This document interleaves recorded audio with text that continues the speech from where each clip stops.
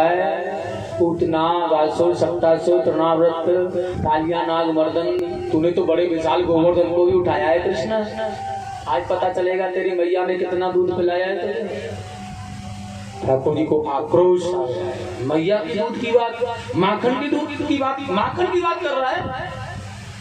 तो ऐसे चारों कितने भी हों, लाखों करोड़ों परमात्मा पकड़ के उनका वध किया जा सकता है। इतना प्रेम है उस माखन में, इतना आनंद है उस माँ के दूध में जो यशोदा मैया ने पिलाया।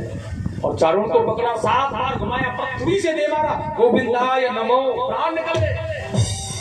हनुमान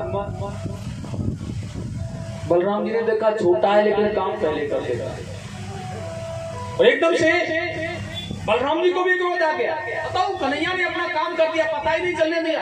बलराम जी ने मुष्टिक को पकड़ा है, घुमाया फिराया, एक मुष्टिक प्रहार किया, प्रणाम गोविंदाय नमो। और जो भी आता है उसी की सीताराम, जो भी आता है उसी की सीताराम। लेकिन इन्हें बैंड बाजे वालों को क्या पता है, उन्हें तो यही पता है ना, नन्हे नन्हे से बालक बताओ पहलवानों को मारना कितनी बड़ी। और यहाँ पर बाल बाल कर रहे हैं, हाथी घोड़ा पाल की जय कन्हैया लाल की, वाह बेटा कन्हैया, वाह बेटा कन्हैया, वाह बेटा कन्हैया। क्योंकि वो तो कन्हैया ऐसे जैसे कि गाय चरा रहा है, और वह गाय चराते चराते कितने दैत्यों का वध किया। जो इसीलिए बाजे बज रहे, कंस कह रहा है मूर्ख को, मेरे पहलवान मारे जा रहे हैं, तुम बाजों को बजा रहे हो, बंद करो। ठाकुर जी ने छलांग लगा दी, कंस के पास पहुंच गए, उस मुकुट को निकाल दिया, बालों को पकड़ लिया, खींच करके ला दिया, छाती पर बैठ गए।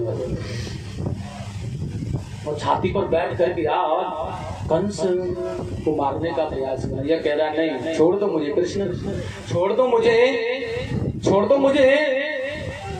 लाखों नर नारी देख रहे हैं, आज 35 वर्ष से कोई हंसा नहीं था मथुरा में।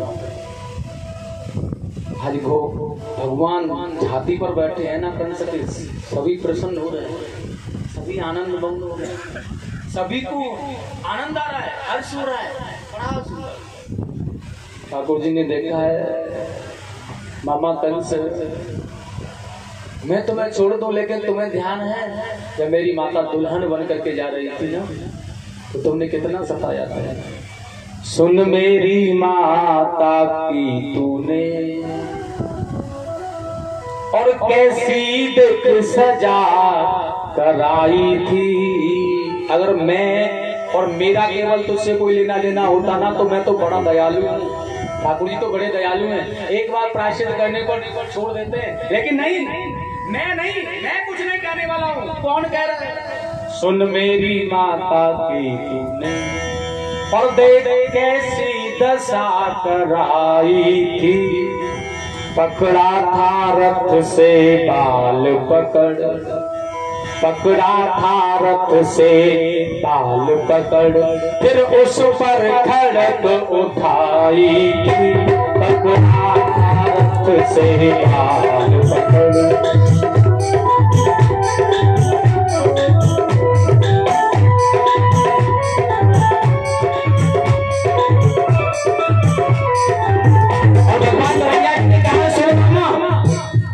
उन बालों का बदला तुमसे, उन बालों का बदला तुमसे, लेता है बाल देवकी का, लेता है बाल देवकी का।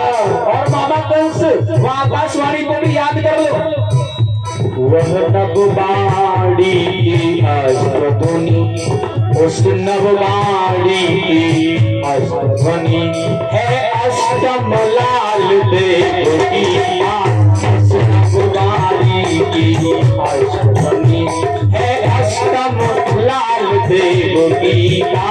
उस नववाणी की अष्टध्वनि वही देवकी का आठवां पुत्र हूँ, और देवकी के बालों को पकड़ के खींचा, इसलिए देवकी का ही बाल तुझसे बदला लेने के लिए आया है। जैसा करोगे वैसा।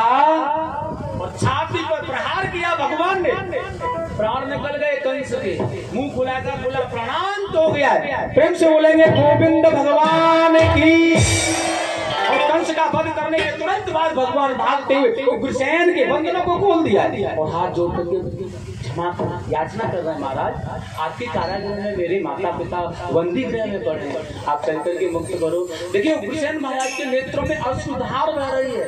राजा को कारागृह में डाल करके स्वयं राजा बन बैठता है, लेकिन उसे अगर कोई आकर के जीत लेता है, उसका वध करता है, तो वह वहां का अधिपति हो जाता है। कृष्ण, आपने मथुरा के राजा कंस का वध किया है, अधिपति तो आप है ना, मुझे आकर के करना। भगवान ने बड़ा सुंदर कहा है, नहीं महाराज तो आप ही हैं हमारे, ईश्वर तो आप ही हैं हमारे। देखिए बहुत सुंदर तरह से आज आनंद भंग होकर के अपने माता पिताओं से मिले हैं भगवान, उनके बंधनों को खोला गया है और आज माँ पुत्र से, पुत्र माता से मिले हैं। बहुत ही सुंदर भावना है, बड़े आनंदमय भाव की बात है। प्रेम से बोलेंगे आनंद कंद भगवान की जयकारा, जोर से बोलो। कंस मारा है, कोई रिश्तेदारी थी क्या? अच्छा रिश्तेदारी किसकी थी, जरा हाथ ऊपर थी? अच्छा बाप रे, क्यों नहीं होती है? अरे मत शत्रु हो अगर दुष्ट हो तो क्या भाई है, तो मथुरा के था तो हमारे गांव का ही, क्या बात है, रिश्तेदारी तो होगी, कोई बात नहीं। लेकिन कंस ने मार दिया साहब रिश्तेदार को, कोई बात नहीं, भगवान ने मारा है, इसलिए हाथ ऊपर कर दो प्रेम से, बोलेंगे वृंदावन बिहारी लाल की, आनंद कंद भगवान की जय श्री। बहुत ही सुंदर भाव। और देखिए उसके बाद में उग्रसेन जी को महाराज बनाया गया, राजा बनाया गया, भगवान को युवराज पद दिया गया है। क्या आनंदमय भाव। उस अवसर पर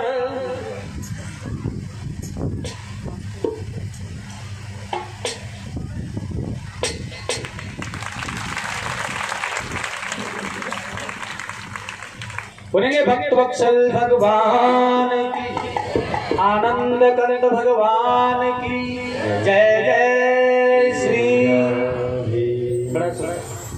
और उसके बाद में भगवान कन्हैया जी ने वसुदेव जी के द्वारा नंद बाबा के पास में कुछ बहन उपहार लेकर के उपस्थित हुए और नंद बाबा को भगवान कन्हैया ने कहा है, बाबा स्वजनों के त्याग देने पर जो अपनों की सुरक्षा करता है, वाकई में असली माता पिता वही होते हैं।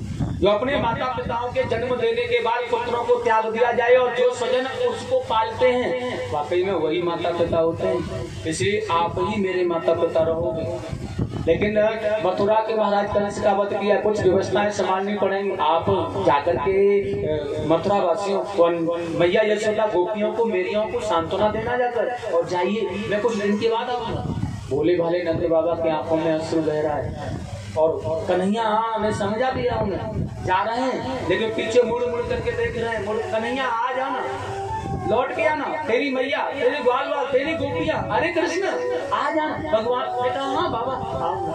लेकिन यहाँ देवकी वसुदेव ने देखा है हमसे दूर रहने के कारण हमारे पुत्रों की शिक्षा नहीं हो पाई, तो शांति पर गुरु जी के यहाँ आज शिक्षा लेने के लिए भेजा है, जहाँ भगवान से मित्रता हुई सुदामा जी उनके साथ बड़ा सुंदर। और देखिएगा बड़ी सुंदर बात है, भगवान ने 64 दिन में गुरुकुल में रह करके गुरु जी की चरण, गुरु माता की चरण सेवा करते करते समस्त विद्याओं का अध्ययन किया है और बड़े शस्त्र विद्या का अध्ययन किया है, धनुष विद्या का अध्ययन किया है। सर्वस्व विद्याओं का अध्ययन करने के बाद गुरु जी को गुरु दक्षिणा में कुछ देना चाहते हैं, लेकिन उनकी गुरु माता ने कहा, पुत्र क्या गुरु जी को ही गुरु दक्षिणा होती है, गुरु माता को नहीं होती? तो कह दिया हाँ होती है, जितना सम्मान गुरु जी का उतना ही गुरु माता का होना चाहिए। हाथ जोड़ करके अपने पुत्र समान शिष्य सामर्थ्य माने ना, इसलिए भगवान से कह दिया है बहुत वर्ष पहले मेरा तेरे जैसा ही पुत्र होता, पुत्र समुद्र में स्नान करने गया था, लौट करके नहीं आया। मैं चाहती हूँ कि तू मुझे दक्षिणा में मेरे पुत्र को ला करके दे। भगवान ने आप देखिएगा अपनी गुरु माता के पुत्र को यमराज से लाकर के दक्षिणा में दिया है।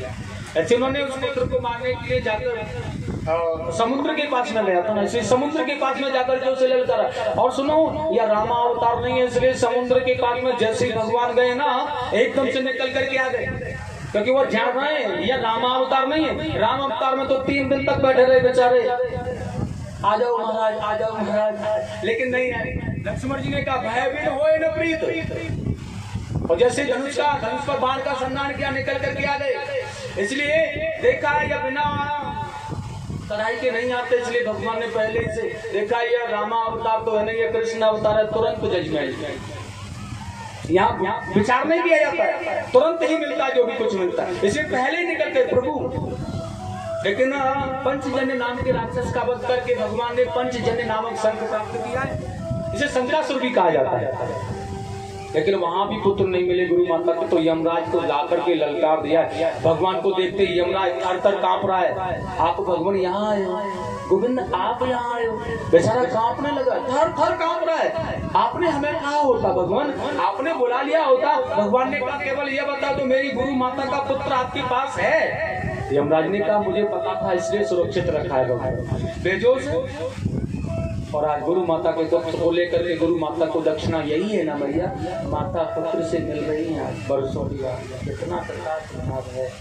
आ गई लोग सुखदेव स्वामी ने कहा जिस दिन से भगवान कृष्ण लौट करके मथुरा में आए ना, और देवकी माता देख रही है अकेला बैठा रहता है ये पक्ष में, किसी से बात नहीं करता, किसी से कुछ कहता नहीं, किसी से कुछ सुनता नहीं, किसी से बतलाता नहीं, किसी से बात नहीं करता है, अद्भुत। पता देवकी ने देखा है शायद यशोदा मैया की याद ऐसी आती हो, क्योंकि वो रोटी माखन खिलाती होंगी इसे, इसलिए आज अपने हाथों से दधी मंथन कर मैया देवकी ने माखन निकाला, और माखन निकाल करके रोटी माखन रख करके कटोरी में थाली में लेकर के गई, बैठ करके पलंग पर अपने कन्हैया को आज खिलाने लगी। और जैसे रोटी पर माखन रख के खिलाना प्रारंभ किया भगवान को, आज मेरे गोविंद की आंखों से झर झर झरना बहने लगे। अब रोए जा रहा है, रोए जा रहा है, रोए जा रहा है। माता देवकी ने पूछने का प्रयास किया, पुत्र क्या बात है तुझे, मुझसे कुछ भूल हो गई है क्या? क्या यशोदा मैया की तरह मैं तेरी देखभाल नहीं कर पाती हूँ? अब तो ठाकुर जी की आंखों से अश्रु बह रहे हैं, रो रहे हैं। माता देवकी आज रोते रोते अपने अश्रुओं को भिगाते अपने वस्त्रों को भागती, सहन नहीं होता। किसी माता का पुत्र अगर चुपचाप किसी कोने में बैठा रो रहा है और वह माँ उसे देख रही है तो सहन कर सकती है क्या? क्या दुख है इसे, क्या परेशानी है इसे, क्या पीड़ा है? बस यही दिन रात की चर्चा लगी करती रहती है, यही सोचती रहती है इसे परेशानी क्या है, इसे कष्ट क्या है, ये क्यों रो रहा है, क्या बात है, और वसुदेव जी से जाकर चर्चा करती है। आप कैसे बताएं, आपको कनक भी नहीं, आप नहीं अपने पुत्र का, दिन रात्रि रोता रहता है, परेशान है, आप जाकर पूछो उसे क्या बात है, क्या परेशानी है। वसुदेव ने कहा प्राण प्रिय, इसको जो कष्ट है ना इसके विषय में मैं अवगत नहीं, और इसे जो भी कष्ट है ना देवकी, उसके विषय में तो नंद बाबा अवगत होते होंगे, क्योंकि यह नंद बाबा का ही तो मित्र है। मेरे पास तो यह नहीं रहा ना, मेरे पास तो इसका पालन पोषण नहीं हुआ है ना, तो मैं कैसे जान पाऊंगा। लेकिन उसी समय उद्धव जी का आगमन हुआ है, तो वसुदेव जी ने उद्धव से कहा है, उद्धव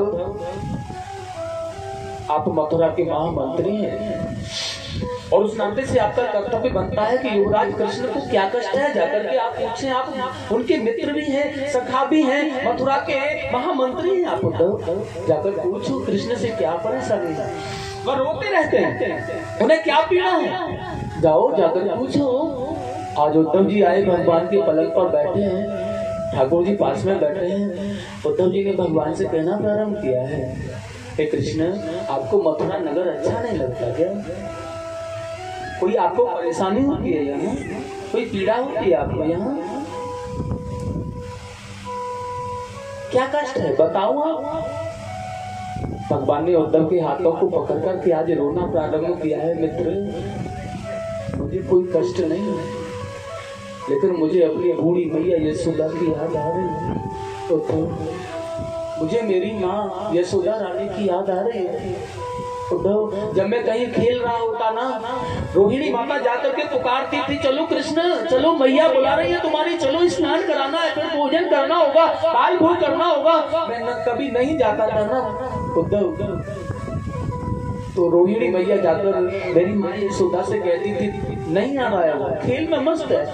दरवाजे के पास खड़े होकर के ना दूर से मेरी तरफ नजरें होती थी, लेकिन बलराम भैया को कहती थी वो, अरे वो बलराम देखिए काला कलूटा है ना, रेत में खेलता है, खेलने में से अब तू मेरे पास आ, मैं तुझे तेरा जूड़ा बनाऊंगी, तेरे मोर पंख बांधूंगी, तुझे बाजू बंद पहनाऊंगी, तुझे माखन का भोग लगाऊंगी, तुझे पहनाऊंगी सब कुछ। मेरे पास जल्दी आ या नहीं आएगा? मत आने दे, नहीं आ रहा है तो जब मेरी मैया इतने प्यार से मुझे बुलाती थी ना तो मैं सारे खेलों को छोड़ करके भागा भागा उसके अंत में बन जाता। और वो मुझे माखन रोटी बड़ी प्यार से खिलाते थे। मुझे अपनी मैया की याद आ रही है, वो गोपियों की मुझे याद आ रही है। जिस समय मैं चलने लगा था तो रथ के नीचे लेट गई थी। मैंने उन्हें आश्वासन दिया था परसों आ जाऊंगा, लेकिन परसों में वर्षों बीत गई। उद्धव मेरी परसों नहीं आई। और आज उद्धव से भगवान ने कहा है, उद्धव आप मेरा एक काम करोगे क्या? भगवान बड़ा सुंदर कहा है उद्धव ने। भगवान ने कहा उद्धव मैं तुम्हें पात्र का देता हूँ अपनी, मेरे ब्रजवासियों के पास तुम जाओ। तुम बृहस्पति जी के शिष्य हो ना, तुम जाकर के अपने ज्ञान के द्वारा समझाओ किस जाकर जी ने। बड़ा सुंदर कहा है आज भगवान ने उठे। मैया की याद सताती मुझे, जब मुझे माँ की याद आ रही है तो फिर मैं क्या करूँ? और किसी भी पुत्र को परदेश में जाकर अपनी मैया की याद आती है ना तो वो एक भर भर के रोता है, लेकिन साहस नहीं है किसी के सामने प्रकट कर पाए।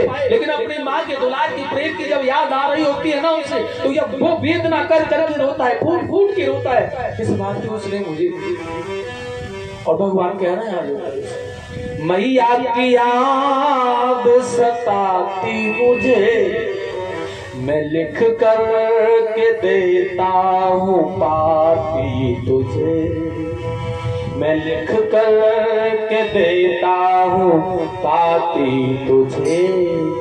ओ मैया की याद सताती मुझे, मैया की याद सताती मुझे, मैं लिख कर के देता हूँ पाती तुझे, मैं लिख कर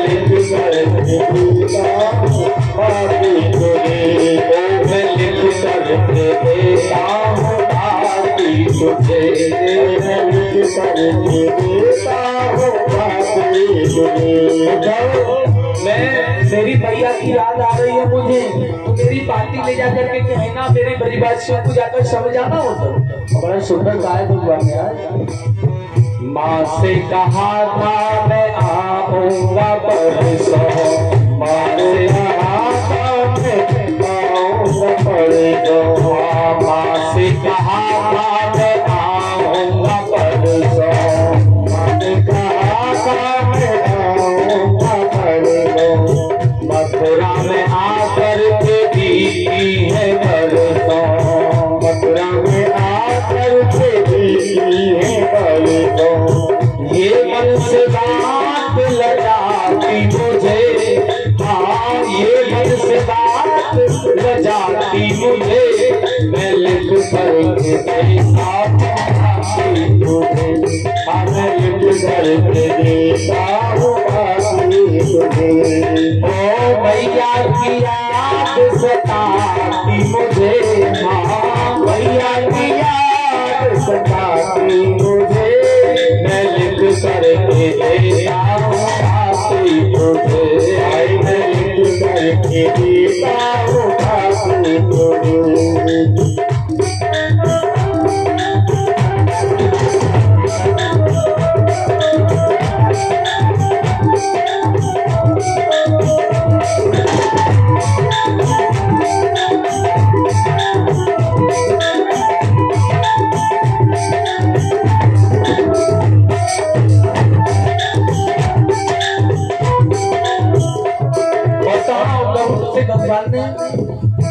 ब्रज की बाला रोती होंगी, ब्रज की बाला रोती होंगी, धीरज अपना वो रोती होंगी, धीरज अपना वो रोती होंगी।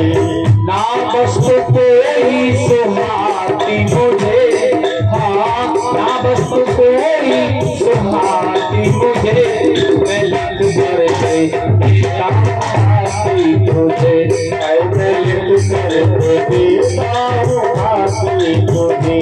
ओ मैया की याद सताती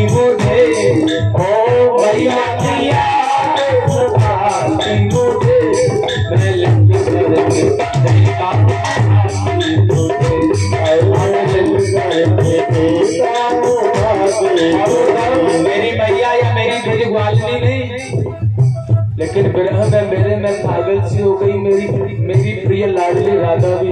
उद्धव प्रेम दीवानी थी वो राधा, प्रेम दीवानी थी वो राधा, राधा के बिन मैं भी हूँ आधा, राधा के बिन मैं भी हूँ आधा। प्रेम की बात रुलाती मुझे कोई, प्रेम की बात रुलाती मुझे, मैं लिख कर के देखता मैं लिख कर के देखता। आप पार्टी लेकर के वृंदावन जाएं और जाकर के उनको जब बताएंगे ना, और मेरी मैया या मेरे बाबा पूछे ना उद्धव कि मेरा कन्हैया कैसा है, तो उसको बता देना मेरा जो हाल है या तुरंत। और कहना उद्धव जियो जाकर कहना, उद्धव जियो जाकर कहना, कर कर याद बरसते नैना, कर कर याद बरसते नैना, कर कर याद बरसते नैना, कर कर याद बरसते नैना। मैया हृदय से लगाती मुझे माँ, मैया हृदय से लगाती मुझे। जब भी मैं आता था ना तो दरवाजे पर ही खड़ी मिलती थी, और जैसे आया एकदम से हृदय से लगा लिया मुझे। और तो ऐसी थी मेरी माँ यशोदा। हाँ मैया हृदय से लगाती मुझे, मैया हृदय से लगाती मुझे, मैं लिख कर देखता आती तुझे, मैं लिख कर देखता आती तुझे।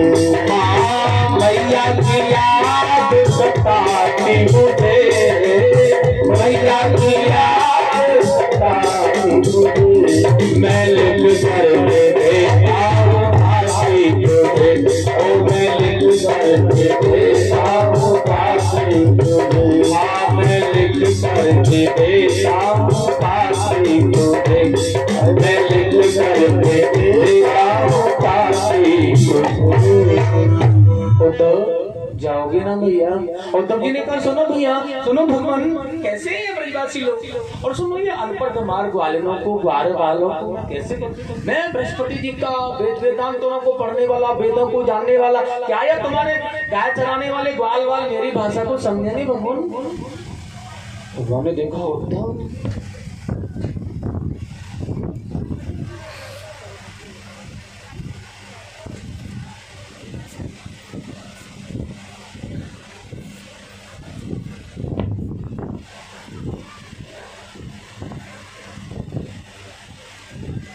भगवान ने कहा उद्धव कोई बात नहीं है, नहीं समझे तो समझाने का प्रयास करना मेरे ग्वाल वालों को, गोपियाओं को, मैया को। अरे अपने तरीके से कुछ दूसरे तरीके से समझा देना ना उद्धव। भगवान ने कहा देख लो। उद्धव जी ने कहा ठीक है चला जाऊंगा, लेकिन 1 घंटे से ज्यादा नहीं समय दे सकता। भगवान ने कहा वो तो पता चल जाएगा उद्धव, तुम्हें वहां जाकर के 1 महीने 1 घंटे का समय दोगे या 7 महीने का समय दोगे, वो तो तुम्हें पता चल जाएगा, लेकिन जाओगे। उद्धव जी ने कहा तुम कह रहे हो तो मना कैसे कर सकता हूँ ना, जाना तो पड़ेगा। भगवान ने बातें दी थी, बड़ा सुंदर भाव है। देखिएगा आज उद्धव ने कहा आपकी आज्ञा है जा रहा हूँ, लेकिन भगवान ने कहा उद्धव रखो, ये मेरा मोर पंख और ये मेरा पीताम्बर ले जाओ, क्योंकि मेरे ब्रजवासी ना तुमसे बात तभी करेंगे जब तुम्हें मेरे अपना कोई खास समझेंगे। देखिए भगवान चेतावनी दे रहे हैं उद्धव को, लेकिन इसकी समझ में कुछ नहीं आ रहा है। अहंकार है इसे अपने ज्ञान के विवेक का। मैं बृहस्पति जी का शिष्य हूँ, वेद वेदांतों को मैंने पढ़ा है, ऐसा अहंकार लेकर के उद्धव घूम रहा है। भगवान ने कहा है मेरे ब्रजवासी बात कब करेंगे, जब यह मोर पंख और मेरा पीताम्बर देख लेंगे ना तो वह समझ जाएंगे कि कोई खास है कृष्ण का अपना, तो बात कर सकते हैं, उससे पहले नहीं। मोर पंख लगा लिया, पीताम्बर ले लिया, रथ सजाया, चल दिया। चले मथुरा से कुछ दूर, वृंदावन निकट आया, वहीं से गोपियों के प्रेम ने कुछ रंग दिखलाया। उलझ कर वस्त्रों में कांटे, कहे आओ इधर आओ, हमें गोविंद के उस प्रेम का कुछ तत्व समझाओ।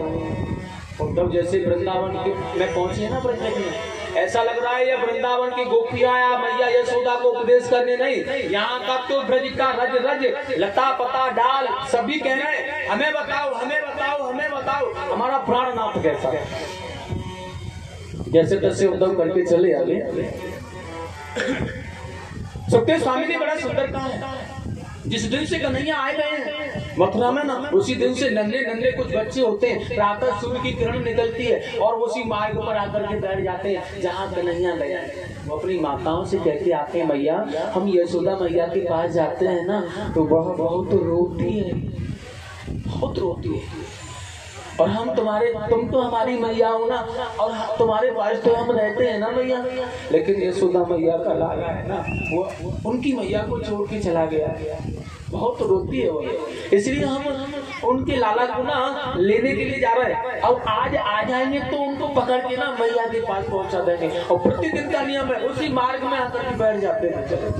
लेकिन शाम हो जाती है, कृष्ण नहीं आते, लौट कर चले जाते, सुबह होती है फिर वहीं आकर के बैठ जाते, कृष्ण की राह देख रहे होते। आज रथ आ गया, और जैसे रथ आया है ना, ग्वाल वालों ने कहा कन्हैया आ गया कन्हैया आ गया कन्हैया आ गया, चलो भागते हुए ग्वाल बाजार। एक झाड़ी में छोटा सा नन्हा सा सखा बैठा रह गया ग्वाल, और बाकी लोगों ने पीछे बोलते थे अरे वो भैया चलो कन्हैया आ गया, नहीं जाना, आ गया है तो इतने देर में आया, इतने समय में आया, और जब तक वो मेरे चरणों में गिर करके मुझसे क्षमा नहीं मांगेगा, प्रायश्चित नहीं करेगा ना, और कभी छोड़ करके नहीं जाऊंगा तो मैं जाऊंगा, उससे पहले नहीं जाऊंगा।